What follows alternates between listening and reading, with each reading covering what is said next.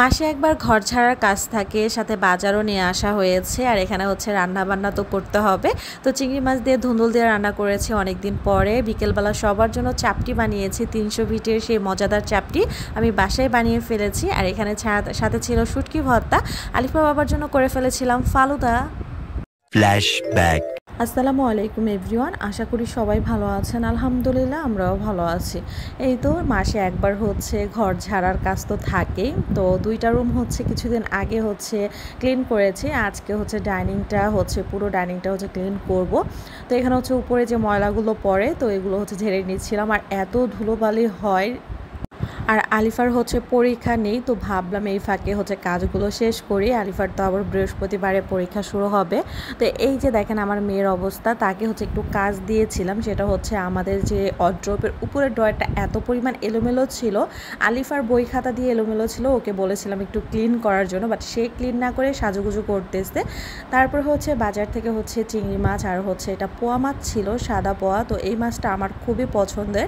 তো এই মাছটা হচ্ছে রান্না করব। আর এখানে হচ্ছে চিংড়ি মাছ দিয়ে হচ্ছে ধুন্দুল রান্না করব। এই তরকারিটা অনেক দিন পরে রান্না করেছি, এত পরিমাণ মজা হয়েছে, বাট ঝাল দিয়ে ফেলেছিলাম বেশি।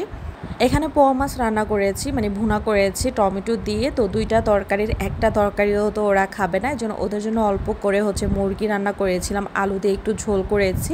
আলিফা তো ভুনা তরকারি থেকে একটু ঝোল টাইপ তরকারি বেশি পছন্দ করে। তো এই তো আমার রান্না বান্না শেষ করেছি। তো এদিকে হচ্ছে ঘর ঝাড়াও শেষ করে তারপর হচ্ছে আমার মেয়ের জন্য দুপুরবেলা, মানে দুপুরের পরে হচ্ছে একটা পুডিং বানিয়েছিলাম, মানে একদম শর্টকাটে একটা পুডিং, যেটা হচ্ছে ডিম আর ক্যারামেল দিয়ে পুডিংটা বানিয়েছি। সেটার ভিডিওটা অলরেডি আমি আপলোড করে দিয়েছি গতকালকে, আর এই ভ্লগটাও ছিল গতকালকেরই। তো পুরো ভ্লগটাই হচ্ছে গতকালকের ছিল। তো পুডিংয়ের রেসিপিটা আমি আলাদাভাবে শেয়ার করেছি, আমার মেয়ে তো খুবই বেশি পছন্দ করেছে। তারপর হচ্ছে এখানে আমি চাল ভিজিয়েছিলাম, তো চাপটি বানাবো। তো ভাবতেছি যে 300 ফিট তো সেই যে শীতে গিয়েছি, তো বাসাতেই হচ্ছে একটু চাপটি বানাই আর শুটকি ভর্তা করি। তো এই জন্য হচ্ছে চালটা ভিজিয়ে রেখেছি। আর এই চালগুলো আমার শাশুড়ি গ্রাম থেকে এনেছিল। চালগুলো আমি 3-4 ঘন্টা ভিজিয়ে রেখে তারপর হচ্ছে শিলপাটায় বেটে নিয়েছিলাম। তো তারপর হচ্ছে লাস্টে একবার হচ্ছে ব্লেন্ডারে ব্লেন্ড করেছি।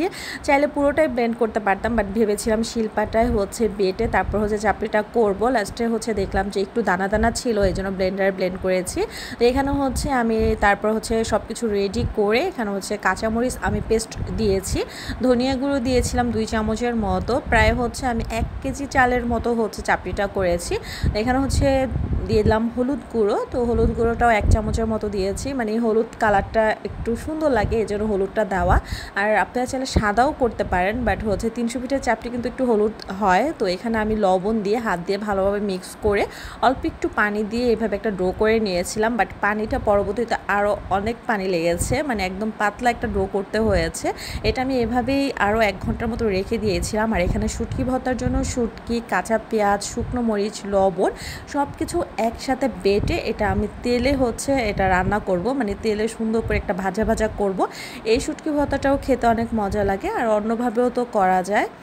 শুটকিটা রান্না করার জন্য আমি হচ্ছে প্যানে করে তেল দিয়েছি। তেলটা গরম হলে তারপর হচ্ছে শুটকিগুলো দিয়ে দিব, দিয়ে ভালোভাবে একটু নেড়েচেড়ে নিতে হবে। তারপর হচ্ছে এখানে আমি ডোটা যে রেডি করে রেখেছিলাম সেই ডোটার মধ্যে আর একটু পানি লেগেছিল, মানে আরও হচ্ছে 1 কাপের মতো পানি দিয়েছিলাম। দিয়ে তারপর হচ্ছে একটা পাতলা ডো করে তারপর চাপটিটা বানিয়েছি।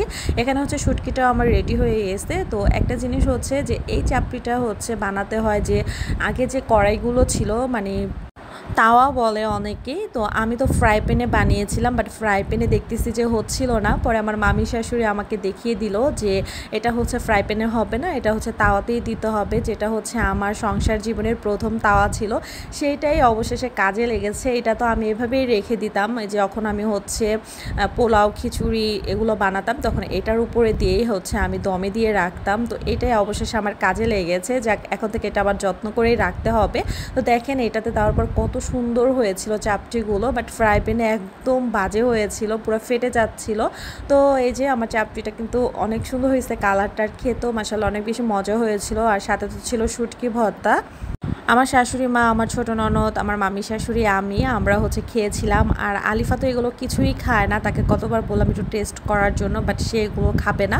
তো আজানও মাসাল্লাহ খেয়েছিল, তো ঝাল তো অত একটা দেই নাই, একদম কম দিয়েছিলাম। যাই হোক, খাওয়া দাওয়ার পরে রাতে আলিফা বাবা হঠাৎ করে বলতেছে তার নাকি ফালুদা খেতে ইচ্ছা করছে। তো ফালুদা মিক্স ছিল যেহেতু, এটা দিয়ে ফালুদা বানিয়ে ফেলেছি ঝটপট। তো এখানে হচ্ছে ফালুদার প্যাকেটের ভিতরে যে জেলিগুলো থাকে সেটা হচ্ছে আমি বানিয়ে নিয়েছিলাম। এটা যেহেতু গতকালকের ভ্লগ ছিল, গতকালকে রাতে সে বলতেছে, সে হচ্ছে রাতের 10:30 বাজে বলতেছে ফালুদার কথা, 10:30 বাজে রেডি করে দিয়েছে তাকে। তো যাই হোক, আমি হচ্ছে জেলিগুলো রেডি করেছি। এখন দুধটা হচ্ছে প্যানে করে দিয়ে দুধটা জাল করতেছিলাম। আর দুধটা একটু পিঙ্ক পিঙ্ক কালার দেখা যাচ্ছে, কারণ এই প্যানেই হচ্ছে আমি জেলিটা করেছিলাম, পিঙ্ক জেলিটা, এই জন্য হচ্ছে পিঙ্ক পিঙ্ক লাগতেছে। যাই হোক, একটু জাল দেওয়ার পরে আমি ফালুদা মিক্সের যেই মেন ইনগ্রিডিয়েন্টস ছিল সেটা দিয়ে দিয়েছি। এটা দেওয়ার পরে হচ্ছে 3-4 মিনিট রান্না করার পরে দেখেন ঘন হয়ে আসতেছে।